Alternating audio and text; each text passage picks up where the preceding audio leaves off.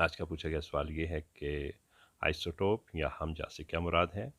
तो इसका जवाब ये है कि एक ही आंसर के दो या दो से ज़्यादा एटम जिनके एटमी वज़न मुख्तलिफ और एटमी नंबर एक से हों हमजा या आइसोटोप कहलाते हैं।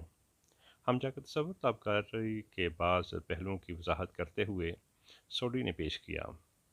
चूँकि हमजाओं का एटमी नंबर एक जैसा होता है इसलिए इनका तल्लक एक ही आंसर से होता है। प्रोटॉन्स और इलेक्ट्रॉन्स की एक सी तादाद के बायस इनकी केमियाई खसूसियात एक जैसी जबकि तबई खसूसियात में खफीफ सा फ़र्क होता है।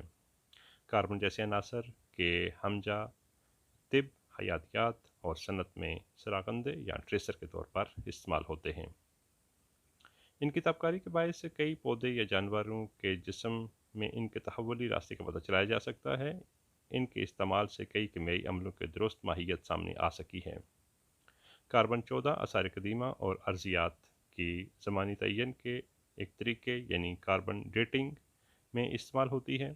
तबई खसाइस में फ़र्क के बायस मुख्तलिफ हमजाओं को एक दूसरे से अलग भी किया जा सकता है।